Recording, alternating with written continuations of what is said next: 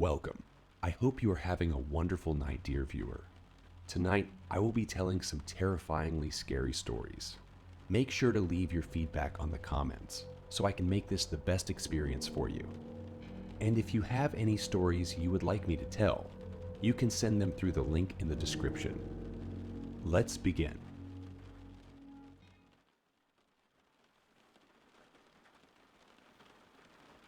Story 1. I keep having dreams about a girl who went missing from my high school. I'm 24 years old and currently live across the country from my hometown.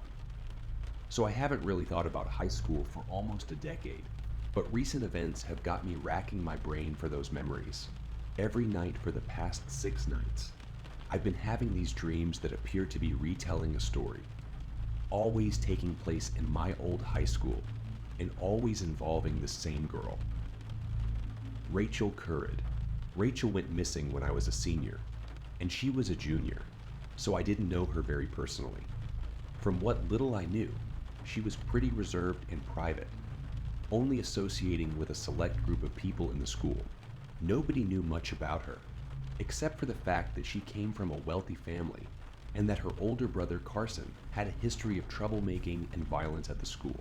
Shortly before Rachel's disappearance, Carson was pulled out of school and sent to some kind of mental institution with no explanation, some of the adults rumoring that his violent tendencies became too much to handle for their parents. After he was sent away, Rachel didn't come to school for 2 weeks. The day that Rachel returned was eventful, to say the least. I remember the shock that I felt when I saw her walking down the hall for the first time in 2 weeks. And then the dread that replaced it when my eyes fell upon the bruises that littered her exposed skin and sunken eyes. Rachel's eyes never left the floor to meet mine. Halfway through the day, a police officer showed up and pulled Rachel out of class. Apparently, the school faculty had reported her repeated absences with little response, but the physical state she had showed up in that day was enough for the police to actually investigate. That was the last time I ever saw Rachel. The last time anyone at school saw her, actually. She never returned to class after that, and a week later she was reported as a missing person by her parents. They never found her.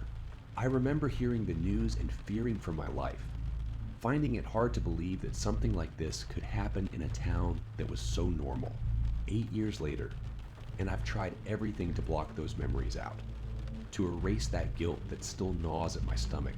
Sometimes when I'm trying to fall asleep because I could have done something, but I didn't. And now here I am, unable to sleep, because every time I close my eyes, I see Rachel. Maybe I'm slowly losing it due to the sleep deprivation, but I can't help but feel like these dreams mean something, almost like she's trying to tell me something. Last night's dream was of a class that Rachel and I had together in high school. It was surreal to see her alive and well in such a normal setting. After all this time, the dreams seem to be moving forward in chronological order of my memories, and I can't help but dread what I already know is going to happen. I'm afraid to sleep, but I know I need to see her again. I saw her again, but this time everything about the dream was different. It was dark and distorted, like something out of a fever dream, and the sound of loud screaming filtered in and out of my ears constantly. I looked around and found myself in an unfamiliar room. It looked to be some sort of living room adorned with extensive furniture. I heard a loud crash and looked towards the source of the sound to find Rachel's brother. Why is he here? He screamed and was throwing things around the room. Rachel is there too. She's trying to stop him. Carson grabbed her by the neck and threw her into the glass coffee table, shattering it instantly. I stood frozen in place as Rachel writhed on the floor in pain, Carson breathing heavily in the corner of the room. A woman who I presume to be Rachel's mother came into the room and slowly looked around.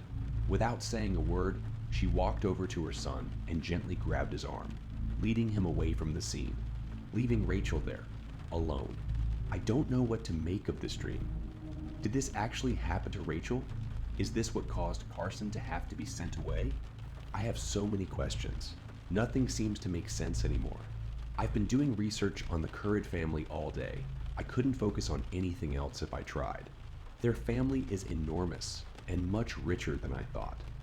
Apparently, the father is a corporate lawyer and is a well-known figure in the political world. The only public information I could find for Rachel was her academic awards and her pictures during Curd family events. I think she used to have a Facebook, but her family must have deleted it. I found almost nothing about Carson on the internet.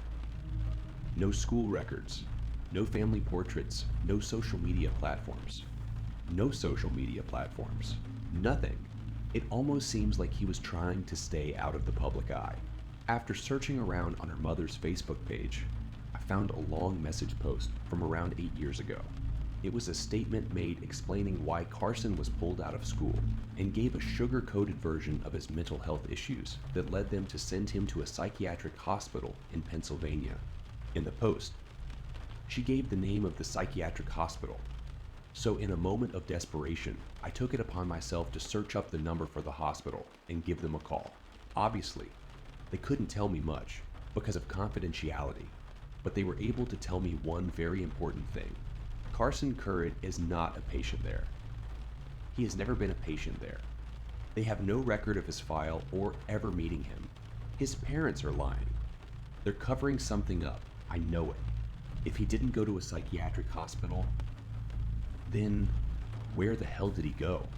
What does this family have to hide? Maybe I'm going crazy. The dreams are getting more intense, more real. Fate is trying to tell me something in some twisted, confusing way. When I opened my eyes in the dream, it was dark. I saw the figure of Rachel stumbling through the forest, the overcast moon making it almost impossible to see.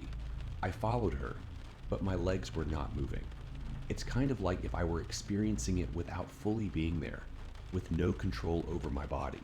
Eventually, she walked into a clearing in the forest that turns into a cliff overlooking the lake. This place felt familiar to me. There's someone there waiting for her. It was Carson. He looked distraught. I could barely hear their conversation. They spoke in hushed voices. Carson wanted to run away and skip town. He knew where his parents were planning on sending him as he overheard their conversation. He sounded regretful, like he was scared by the things he had done.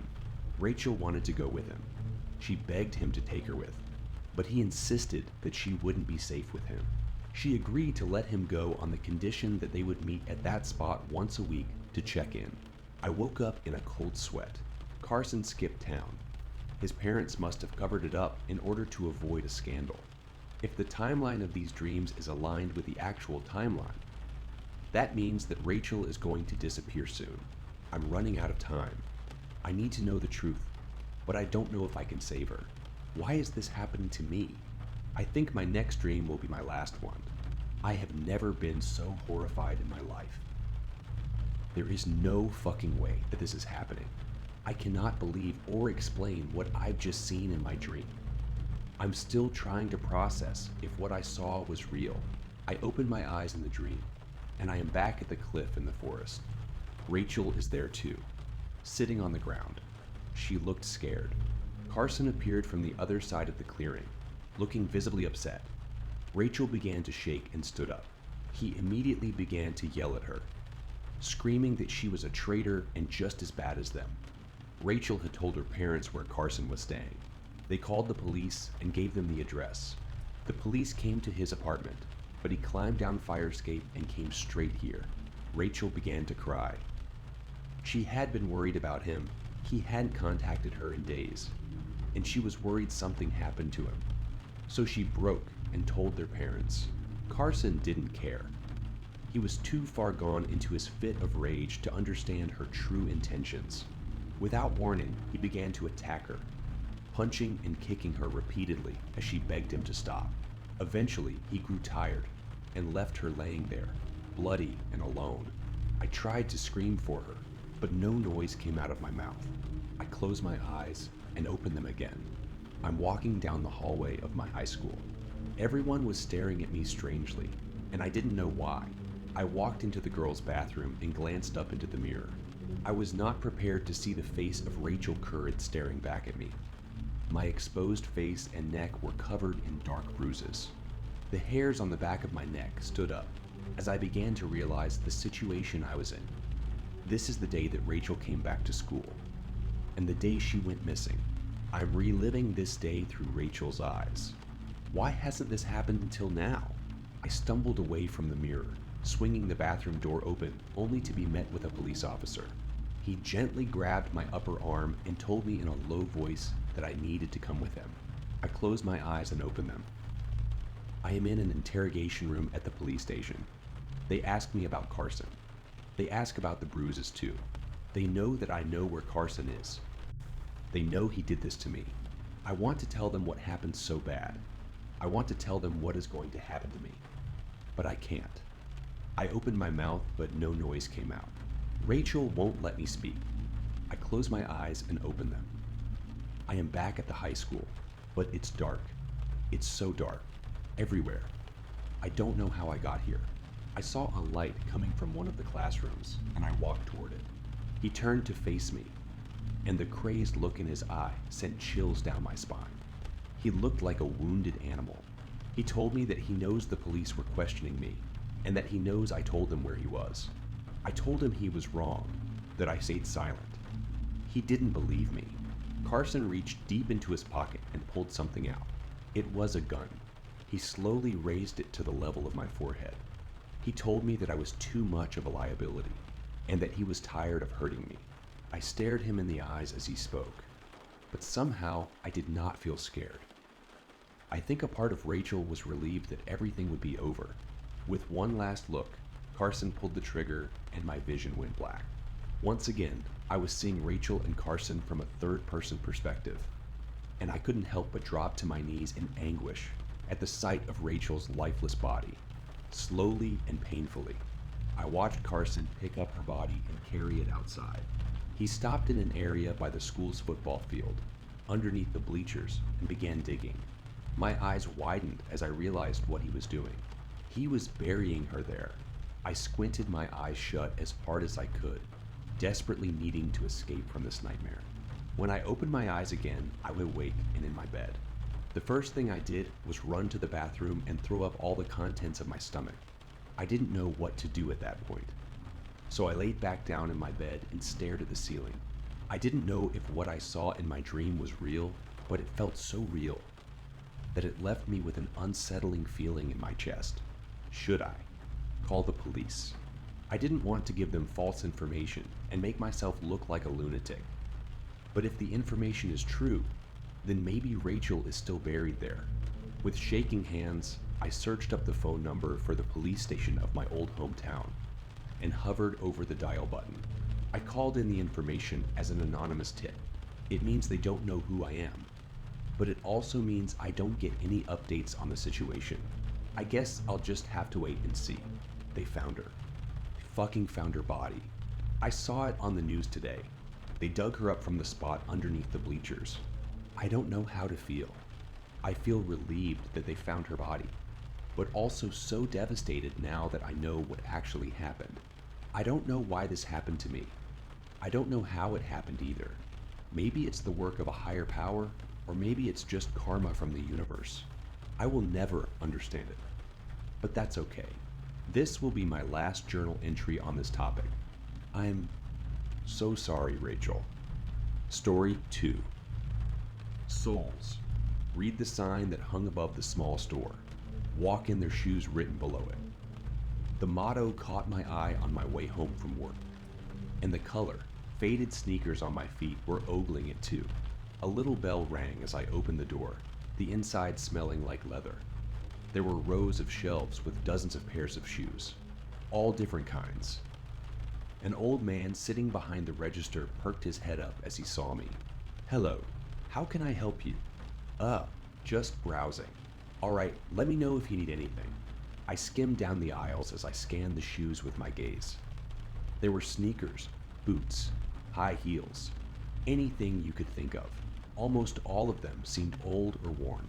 The first pair I pulled off the shelves were loafers. Something nice that I wear to work or fancy events. Its black leather was creased but intact, and the metal buckle still shined. As I continued down the aisles, the next pair of shoes I found were white Air Force Ones. with only a moderate amount of stains. With enough scrubbing, I could make them look brand new. So I took them as well, and finally, I came across a scuffed pair of dark brown boots. They looked good for wintertime, so I tucked them between my arms along with the other 2 pairs. On a tight budget, I figured that was enough.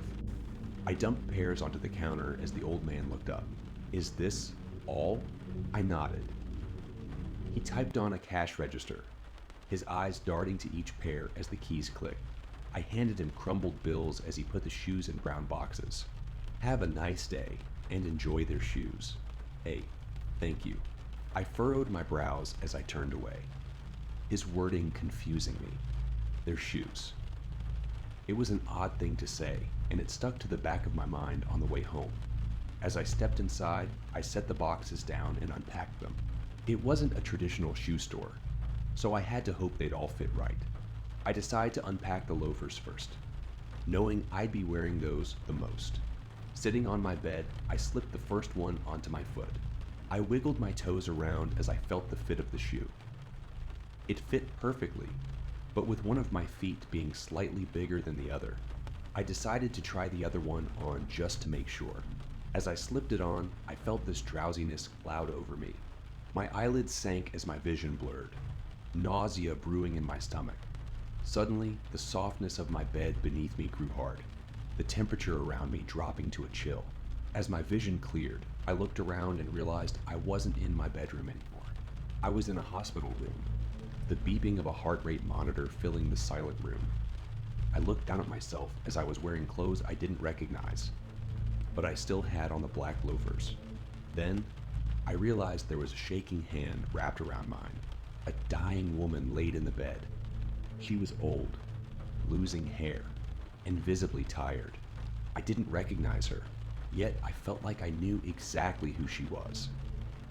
I felt like she raised me, and now she was dying right before my eyes. I wiped away a tear as the preparation for grief became overwhelming. She smiled at me weakly with fading eyes. "I can't do this without you. I can't be here with you," I sobbed.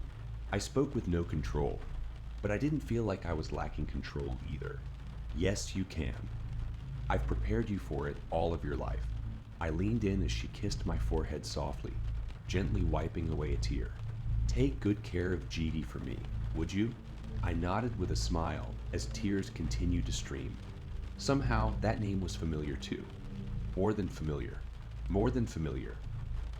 That was my sister, her face popping into my head. Another person I didn't recognize yet did at the same time. In the moment, it felt impossible to question what was going on, as if it was normal. As I sat back down, I watched life disappear from her as her heart rate flattened. I collapsed into tears, the drops soaking into my pants. The pain was something I had never felt before. It was consuming. Everything felt like it was over, like it was crashing down. Suddenly, I turned to a cracked window that let in a cold, gentle breeze. My face continued to crumble as I rushed towards it. Prying it open, the wind began brushing my hair back as I lifted my foot onto the windowsill. As I balanced on it, I held onto the edges of the window as I looked down. Vertigo hit me like a train as nausea brewed in my stomach. The distance from the window to the ground was terrifying, but enough. I turned to my mother one last time, her corpse lying peacefully on the bed. "I'm sorry." I propelled myself from the windowsill and out into the open air. I squeezed my eyes tight as I free fell, the powerful wind deafening as I pressed against me. As I continued to fall, awaiting the end, I opened my eyes, and as I did, watching the pavement below me quickly grow closer, all I could think about was how much I didn't want to die. But it was too late, as I was now closer to the ground than I was to the safety of the windowsill beneath my feet. I clenched my eyes again as I reached the ground, experiencing a near split second of a gnarly crunching sound in my ears as everything blinked to blackness. Suddenly, I found myself in my bedroom again, my feet safely on the wooden floorboards. My body trembled as my eyes darted around. I tried to tell myself I had just fallen asleep, but it was all too real. I felt all of it. After quickly kicking the shoes off, I stuffed them back in the box and crammed them in my closet. But as terrifying as it was, something about it intrigued me deeply. To be able to literally walk in the shoes of somebody else. It's something you can never truly comprehend, especially someone else's final moments. So I decided that, after taking a break from the first experience, I would try the next pair of shoes tomorrow and see if they would have the same effect. I struggled to fall asleep that night, thinking about the body that I inhabited. To think that he would have done anything to have gone back but couldn't. It unsettled me, to say the least. The next morning, I decided that I wouldn't be taking my worn-down running shoes on my morning run. Instead, I pulled out the box that contained the sneakers, dropping them by my feet. I took a deep breath before slipping my first foot inside. Then, I prepared for the heaviness to drape onto me as I put on the second shoe. But, to my surprise, nothing happened. I sat and waited for a moment, the untied shoes on my feet, and it still didn't happen. I thought maybe I had just struck lucky with one pair that happened to be owned by a dead person. I trotted down my apartment steps and stepped outside. The sun beamed down on me as I queued up a song on my phone and slipped in my earbuds. Then, as I planted my feet onto the ground and began to run, the haze clouded me. Just like last time, my vision blurred. But I could still feel my legs moving, one foot in front of the other, as my music drowned out into white noise. And eventually silence. I felt my ever-moving feet plant onto the floor again. My lungs and heart blazed with exhaustion as I found myself flying down what appeared to be a school hallway. I didn't know why I was running, but I knew that pure and utter fear coursed through my veins and fueled my legs. Then, as I ran, a smeared trail paralleled to me. As I ran down it, my body trembled as it led to a young girl lying down. Bullet holes riddled her body and her backpack.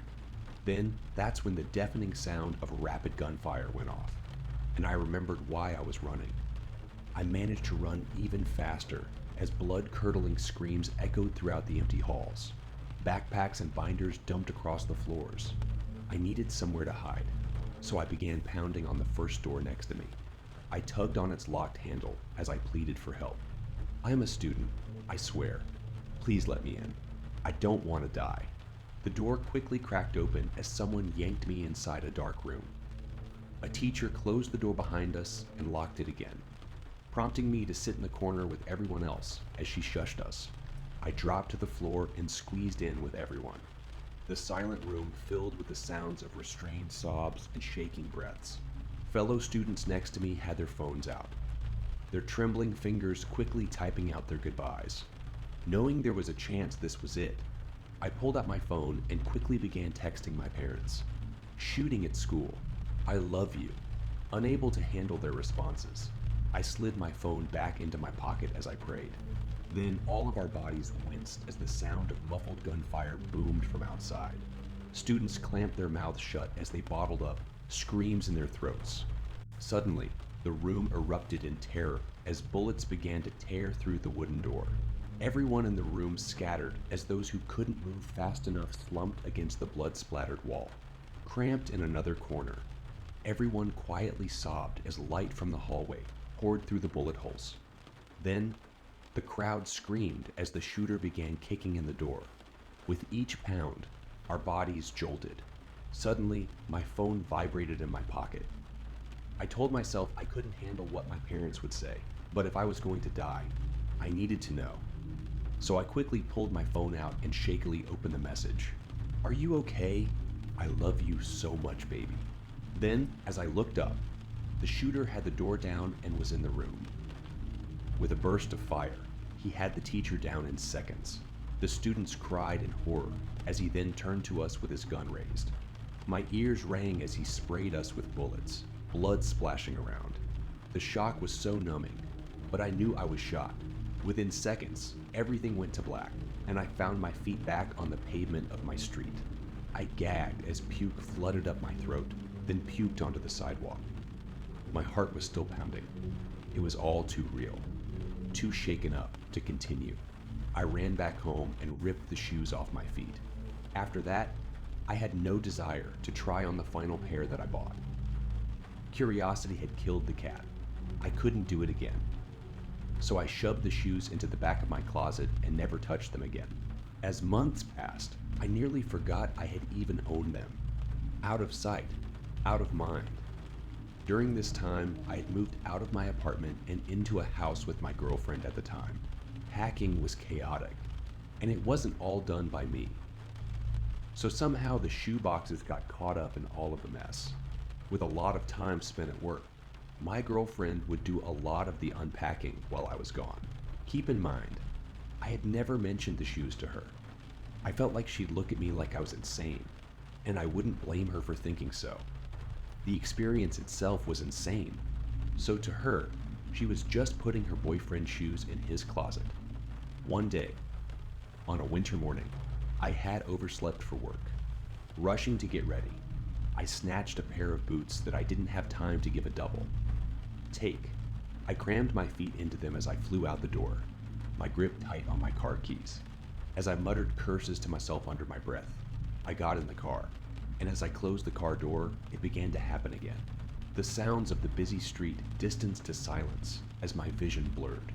As it cleared up, I found myself in the driver's seat of a car. When I looked around, I found myself in dark woods, parked on a trail. Then, I heard the muffled sound of screaming as someone wriggled around in the trunk. Unlike my feelings, the other two times, this one was different. Upon hearing the screams, they went in one ear and out the other. I didn't feel anything. I stepped out of the car, the humid air heavy against my skin. Closing the door with a gloved hand, I slowly walked towards the trunk of the car as dirt crunched under my boots. Opening the trunk revealed a petrified woman whose arms and legs were bound by rope. She desperately wiggled around as she screamed into a strip of cloth that wrapped around her mouth. No, no. She attempted to cry as I gripped her by the hair and ripped her from out the trunk. She crashed to the ground, tears streaming down her face. Bunching her hair up in my grip, she continued to attempt her escape as I dragged her down a dirt path. She groaned as I dropped her head to the ground, standing in front of a human-sized hole that I had dug. Suddenly, she had maneuvered the cloth off of her mouth and began screeching. Help, help. No point in that, darling. No. Stop, please. She desperately begged as I kicked her onto her back and crouched above her, her cries echoing throughout the vast forest. I remained unfazed as she tried to knee my back. Shut your fucking mouth. Her teary eyes widened as I wrapped my hands around her throat, the leather of my gloves stretching. Her wriggling grew vigorous as I tightened my grip, breaths desperately trying to make their way into her lungs. I clenched my teeth as I made my grip even tighter, her face turning red as she failed to fight back. She refused to look at me, her eyes darting around the midnight sky. I pursed my lips, watching as life slowly faded from her eyes. I shook her neck in my grip, as her attempted breaths wheezed to a stop, her widened eyes emptying. Suddenly, I whipped my head around as the sound of a snapping twig caught my ear. In the dark stood a silhouette, one that I didn't have time to make out as a loud bang rang out. My eyes shot open as I felt my mouth filling up with blood. My grip around her throat quickly loosened as I collapsed next to her. I then found myself back in my car, my grip tight on the steering wheel. I quickly pulled my trembling hands away as a tear streamed down my cheek. I hesitantly looked down at the boots on my feet, realizing what I was wearing. Instead of going to work, I ran back inside and grabbed the other two pairs. Flying down the streets, I halted to a stop in front of the shoe store and carried the boxes inside. "Making a return?" the old man said as he heard the bell on the door. Yeah, the usual. I placed the boxes onto the counter, my body still trembling. So, how was it? What was it like? Walking in their shoes? Unpleasant. Well, imagine how they felt. Actually, you already did. Have a nice day. He smiled ominously as he handed me crumpled up bills. With a hesitant hand, I quickly snatched the cash and flew out the door. Getting back in my car, I let out a deep, exhausted sigh. The next day, on my way to work, I passed the store again, except it was vacant.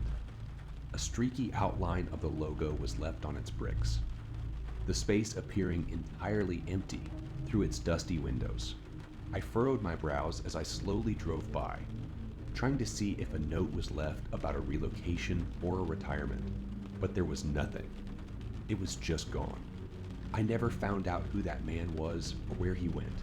I never found out how he got all those shoes. I don't think I had ever even seen somebody else in the store.